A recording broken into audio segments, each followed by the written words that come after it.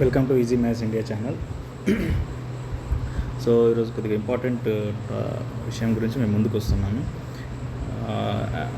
యాక్చువల్గా relinquishment and down merit, so చాలా confusions ఉన్నాయి అందరికీ. సో ఫస్ట్ ఒక్కొక్కటి నేను ఎక్స్ప్లెయిన్ చేస్తూ వెళ్తాను. దయచేసి కొద్దిగా వినండి, ఏంటంటే కొద్దిగా ఓపికతో వీడియో వినండి సో లాస్ట్ వరకు.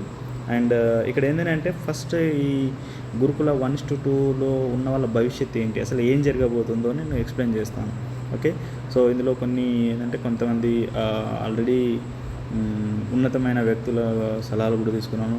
అండ్ కొంతమంది ఆల్రెడీ ఆ పొజిషన్లో అంటే గురుకులాలో చేసి అంటే రిక్రూట్మెంట్స్ చేసిన వ్యక్తుల గురించి నుంచి కూడా నేను ఇన్పుట్స్ తీసుకున్నాను. సో ఇక్కడ ఏంటి అంటే యాక్చువల్గా ఇక్కడ ప్రాబ్లం ఎక్కడంటే ఫస్ట్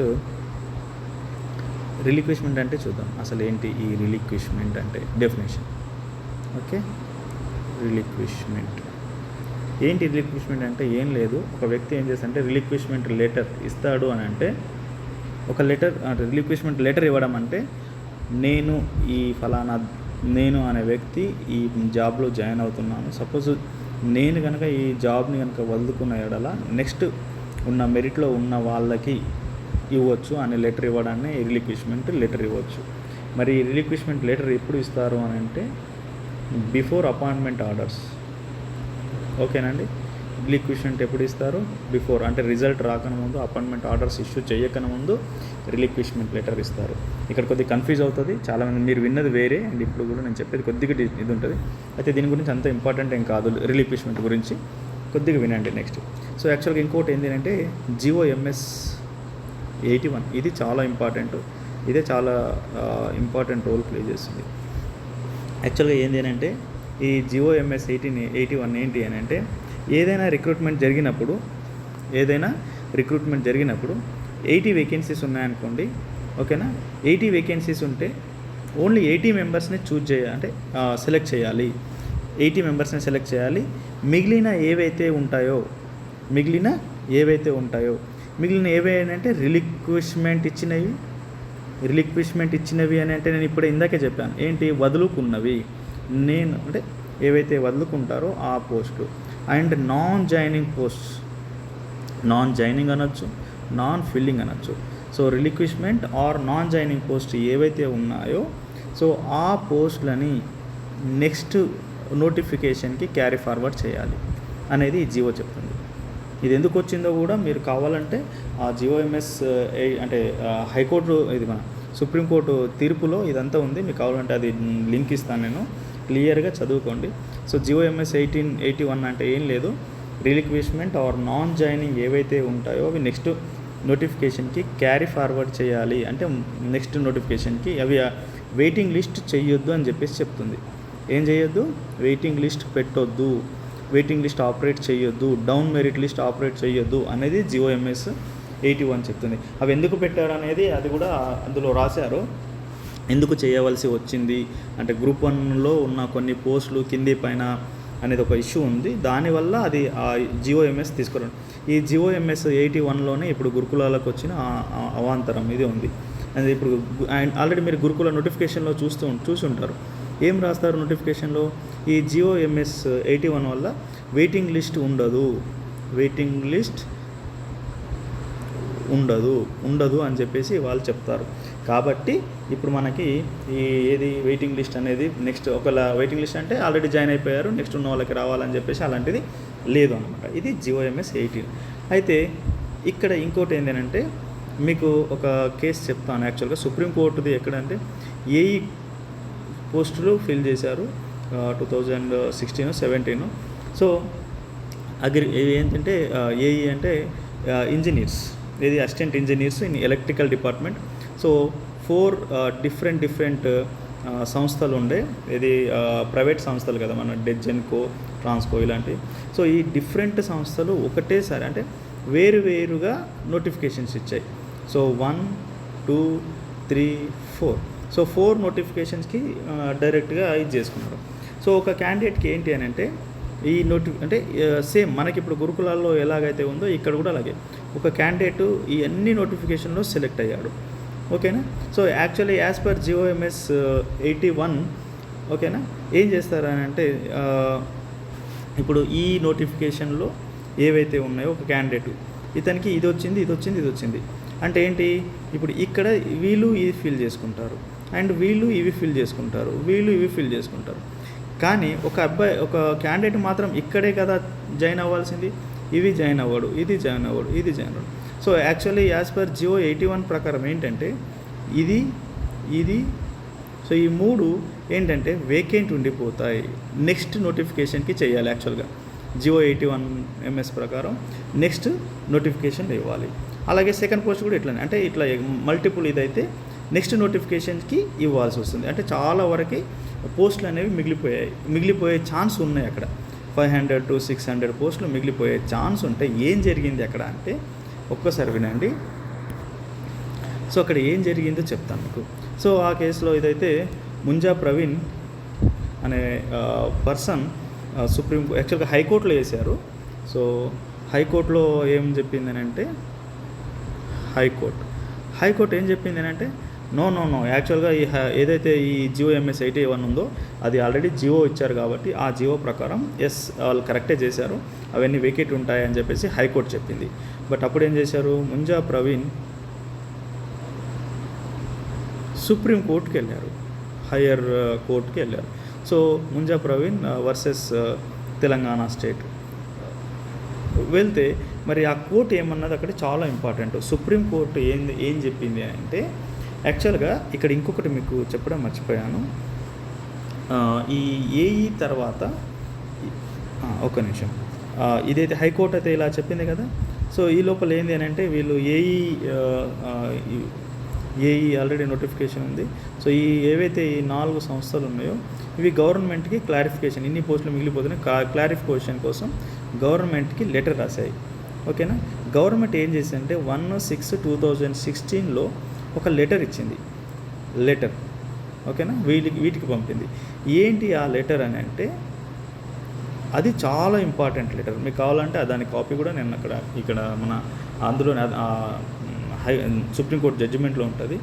మరి ఆ లెటర్లో ఏం చెప్తుంది అని అంటే ఈ జియో 18 రిలాక్సేషన్ ఇవ్వచ్చు, జియో 81 ఏదైతే ఉందో MS 81 దానికి రిలాక్సేషన్ ఇవ్వచ్చు. రిలాక్సేషన్ ఇచ్చి డౌన్ మెరిట్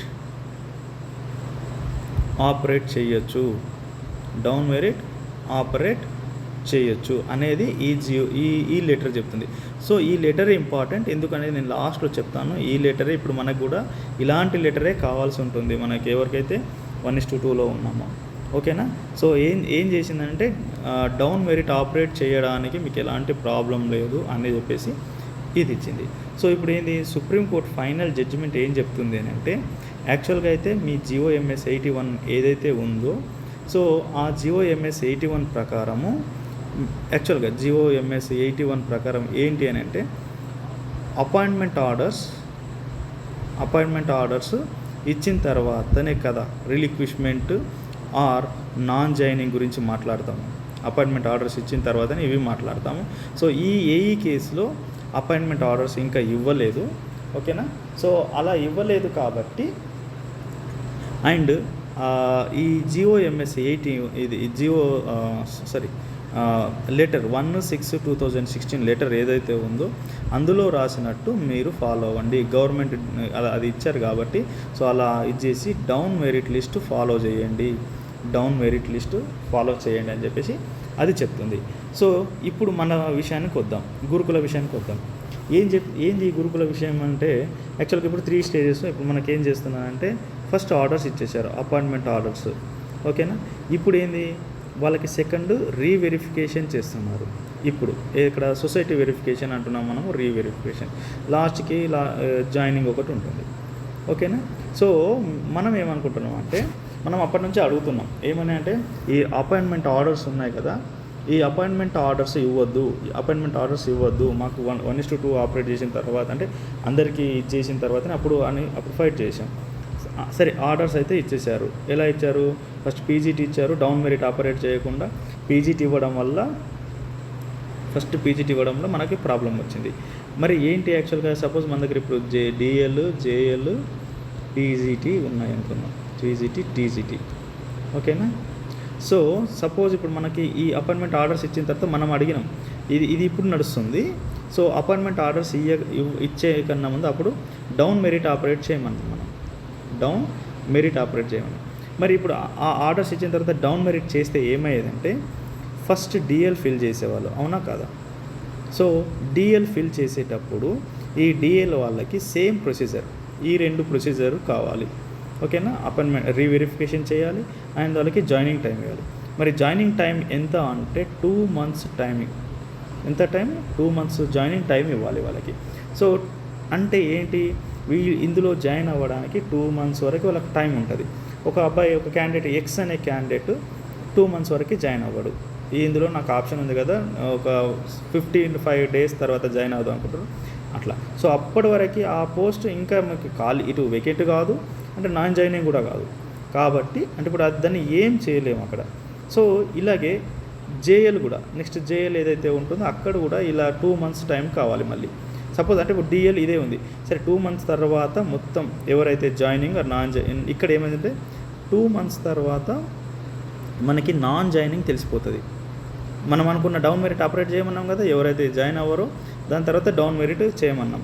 సో వీళ్ళతో పాటు 1:1 వాళ్ళు ఉన్నారు అంటే మనం కూడా అక్కడే ఏదైతే ఉందో అక్కడ మనం నాన్ జాయినింగ్ ఎవరైతే ఉంటారో అవి ఇప్పుడు ఏంటంటే నెక్స్ట్ 1:2లో ఉన్న వాళ్ళతో ఫిల్ చేయాలి, ఓకేనా? మళ్ళీ ఎవరు వస్తారు, జేఎల్ వాళ్ళు కూడా కొంతమంది ఉంటారు, బయట నుంచి కూడా కొంతమంది ఇక్కడికి వస్తారు.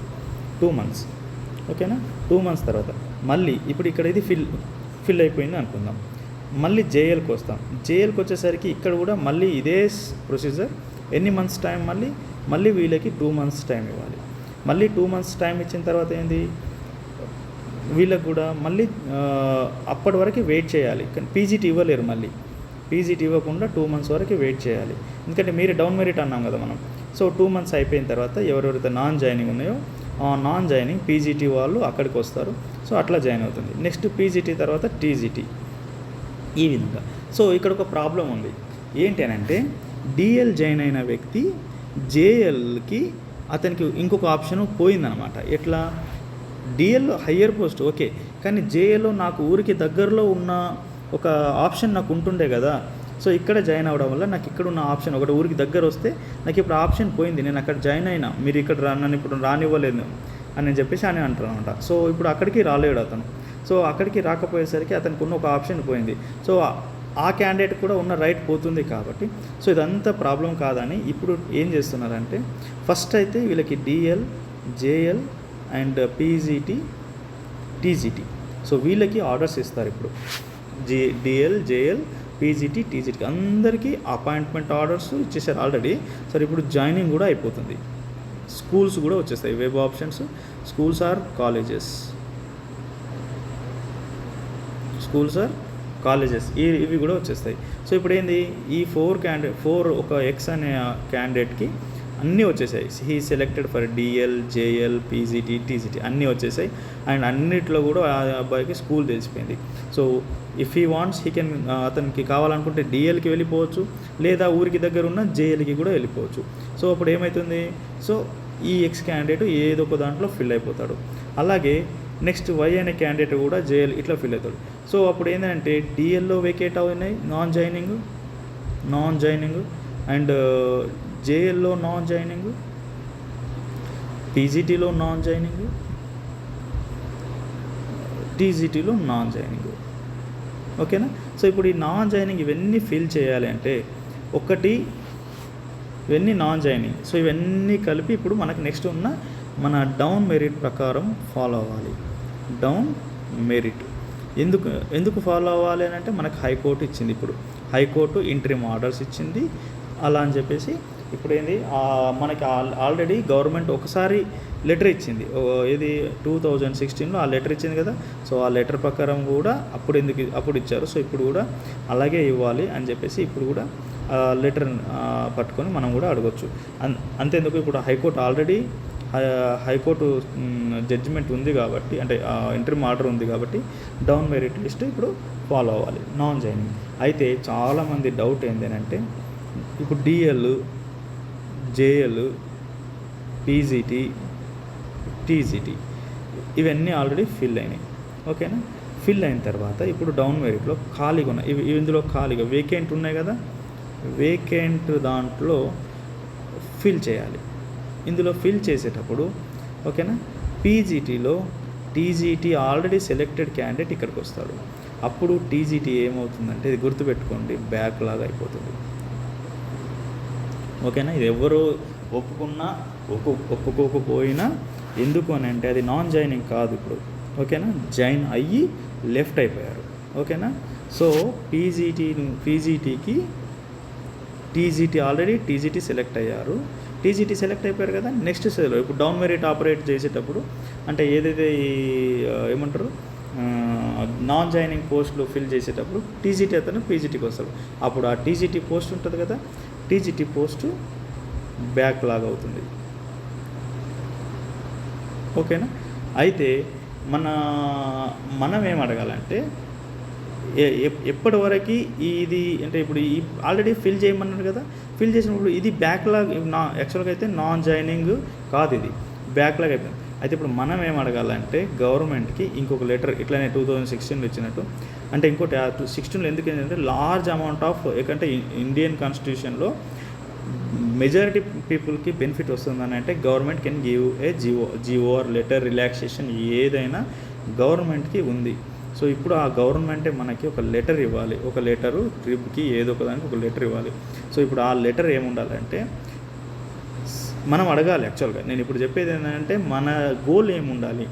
ఓకేనా, ఈ బ్యాక్లాగ్ కూడా అంటే మనం ఏంది ఒక్క పోస్ట్ కూడా 9200 పోస్ట్లో ఒక్కటి కూడా బ్యాక్లాగ్, నో బ్యాక్లాగ్స్ కావాలంటే మన ప్రయత్నం ఏముండాలి అని అంటే 6 months వరకు ఆ లెటర్ ఏమని అంటే మన గవర్నమెంట్ ఏమని లెటర్ ఇచ్చేటట్టు మనం పోరాడాలంటే 6 months. ఓకేనా, 6 months వరకు ఎలాంటి వేకెన్సీస్ అయినా సరే, అంటే ఇప్పుడు దీనిలో ఎవరైనా జాయిన్ అయ్యి వెళ్ళిపోయినా ఎలాంటి ఇదైనా సరే అలాంటి పోస్టులన్నీ ఫిల్ చేయాలి. నెక్స్ట్ డౌన్ మెరిట్ లిస్ట్ అప్పటి వరకు ఆపరేట్ చేయాలి. డౌన్ మెరిట్ ఎప్పటి వరకు 6 months వరకు ఆపరేట్ చేస్తూ ఉండాలి.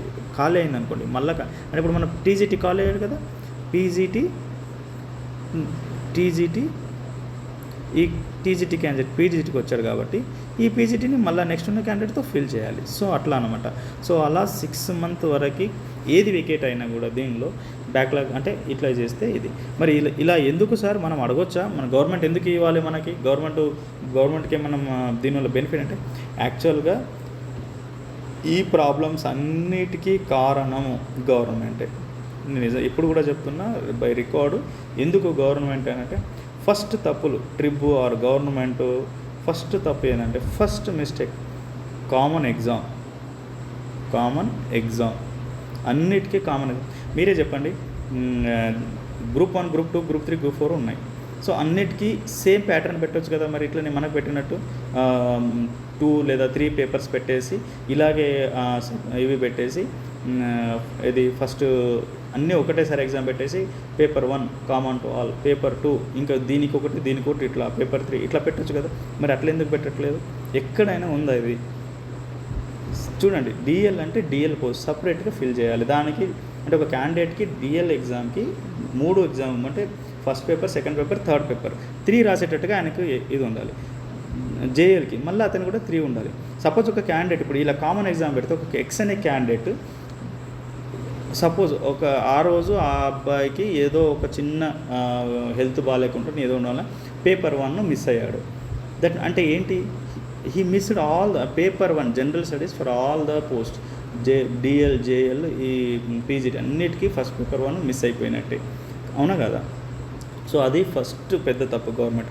సరే ఎందుకు పెట్టారంటే అప్పుడున్న మన మల్లయ్య గారు కామన్ ఎగ్జామ్ పెడితే ఇమ్మీడియట్గా తొందరగా అయిపోయిన తర్వాత కూడా మరి కామన్ ఎగ్జామ్ పెట్టిన దానికి వాళ్ళు ఏం చేయాలంటే డౌన్ మెరిట్ లిస్ట్ ఫాలో అవ్వాలి. అంటే డిఎల్ ఫిల్ చేస్తూ డిఎల్ తర్వాత జేఎల్ యాక్చువల్గా ఇది చేయడమే తప్పు. I'm not encouraging this, but ఒకవేళ ఇది చేసినా కూడా డౌన్ మెరిట్ లిస్ట్ ఫాలో అవ్వాలి. సెకండ్, ఆ డౌన్ మెరిట్ లిస్ట్ కాకుండా ఫస్ట్ పీజీటీ ఆర్డర్ ఇచ్చాను, అదొక పెద్ద తప్పు.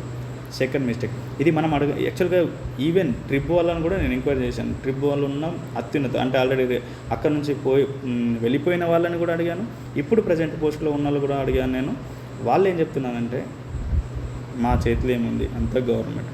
అంటే ఇది గవర్నమెంట్ చేసిన తప్పు కాబట్టి గవర్నమెంట్ కూడా ఒక లెటర్ రూపంలో మనకి కూడా ఒక ఇది ఇస్తే, ఆర్డర్ జీవో లేదా లెటర్ రూపంలో ఆర్డర్ ఇచ్చి ఒక్క టైం, ఎందుకంటే రిక్రూట్మెంట్ చాలా రోజుల తర్వాత 5 years తర్వాత ఇప్పుడు గురుకులలో పడ్డది. అండ్ 10 years నుంచి మనకి మన స్టేట్లో ఎలాంటి జాబ్స్ లేవు కాబట్టి, అండ్ ఇప్పుడు చాలామంది ఆ 10 years వాళ్ళు లేకుండా ఇప్పుడు ఏజ్ ఎంత అంటే 43, 44 ఏజ్ వాళ్ళు ఇప్పుడు వెయిట్ చేస్తున్నారు. సో వాళ్ళకి next time next carry forward చేసాం అనుకో, వాళ్ళ ఏజ్ ఎంత ఉంటుంది, నెక్స్ట్ రిక్రూట్మెంట్ ఎప్పుడు పడుతుందో కూడా తెలియదు. 50 సంవత్సరాలు వాళ్ళకి ఏజ్ ఉండదు, అదంతా ప్రాబ్లం వస్తుంది. సో ఎట్ ఏ టైం ఇప్పుడు నిరుద్యోగులు అందరూ వేరే జాబ్స్ అన్నిటికీ ప్రిపేర్ అవుతున్నారు. ఇప్పుడున్న టైంలో ఈ గురుకుల రిలీక్వేషన్ ఎవరు అడ్డుపడరు. డౌన్ మెరిట్ ఆపరేట్ చేస్తే డౌన్ లెటర్ ఇవ్వాలి, డౌన్ మెరిట్ ఏమని లెటర్ ఇవ్వాలి, డౌన్ మెరిట్ టిల్ 6 months వరకు ఆపరేట్ చేస్తూనే ఉండాలి. చేస్తూ ఉంటే అన్ని పోస్టులు ఫిల్ అవుతాయి. దయచేసి నా వీడియోలో ఏమన్నా మిస్టేక్స్ ఏమైనా ఉన్నా కూడా దయచేసి ఏంటంటే కామెంట్లో రాంగ్ ఏం రాయకండి, పాజిటివ్ వేలో సజెస్ట్ చేయండి. And we can have a discussion. నాకు డిస్కషన్ కూడా చాలా ఇంపార్టెంట్, ఓకేనా? సో డిస్కషన్ కూడా పెట్టొచ్చు, కానీ రాంగ్ వేలో కాదు. అండ్ ఇది 1:2లో ఉన్న వాళ్ళ బెనిఫిట్ కోసమే నేను ఇది చెప్పాను. అండ్ రేపటి నుంచి కొద్దిగా ఏమన్నా అంటే ఆల్రెడీ కొన్ని ప్లాన్ చేశారు, కొన్ని ఈవెంట్స్ లైక్ శాంతియుత ధర్నా ఇట్లాంటివి చేస్తున్నారు. ఎస్, వెళ్ళని కూడా అంతా బాగానే ఉంది. కాకపోతే ఏం అడగాలనే క్లారిటీ మనకు ఉండాలి, ఓకేనా? ఓన్లీ డౌన్ మెరిట్ ఆపరేట్ అయితే మనకు వచ్చేవి ఏంటి అని అంటే డిఎల్, జేఎల్ ఇవి కాలైతే కదా, ఎన్ని వేకెన్సీ ఉన్నాయి అన్ని ఫిల్ చేస్తారు. మళ్ళీ ఇట్లా కింది వాళ్ళు ఇట్లా వస్తారు, మళ్ళీ బ్యాక్లాగ్ అవుతారు. ఈ 6 months ఒకటి గుర్తుపెట్టుకోండి. దీనికి గవర్నమెంట్ ఒక లెటర్ ఇస్తే అయిపోతుంది, పెద్ద ప్రాబ్లం ఏం కాదు. అక్కడ నుంచి మనకి ఇప్పుడు రావాలి. సో అప్పుడు ఎట్లాగైతే ఇచ్చారు 2016లో, ఇప్పుడు కూడా గవర్నమెంట్ ఒక లెటర్ ఇస్తే ఎలాంటి ప్రాబ్లం లేదు. In view of benefit for large amount of people అని చెప్పేసి ఒక లెటర్ ఇచ్చేస్తే అదొక లెటర్ మనకి చాలా అంటే చాలా యూస్ఫుల్ అవుతుంది. దయచేసి మనకి క్లారిటీ లేకుండా ఆల్రెడీ నేను వాట్సాప్ గ్రూప్లో చూస్తూ ఉంటాను, ఒకళ్ళు రిలిక్విష్మెంట్ అంటారు, ఒకరు నాన్ జాయినింగ్ అంటారు, ఇట్లా చాలా అంటే చాలా ఇది ఉంది.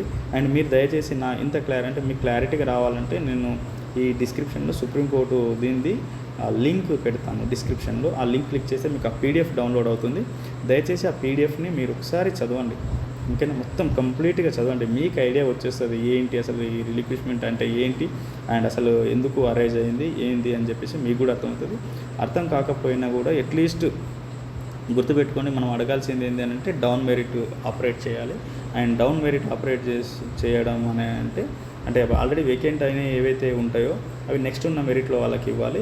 ఎన్ని రోజుల వరకు ఇవ్వాలంటే ఒక 6 months వరకు, మళ్ళీ వేకెంట్ అయితే మళ్ళీ ఇచ్చేటట్టుగా అవి కూడా ఉండాలి. Thank you. అంటే దీనివల్లనే చాలామందికి జాబ్స్ వస్తాయి. మీరు కనుక ఓన్లీ 6 months కాకుండా ఓన్లీ డౌన్ మెరిట్ ఇట్లా అని ఇచ్చారనుకోండి, కోర్టు అదే ఆర్డర్ ఇచ్చింది ఇట్లా అని చెప్పేసి అన్నారనుకోండి, అప్పుడు మనకి చాలా వరకు ఇంకా కింద ఉన్న వాళ్ళకి రాకుండా ఉంటాయి.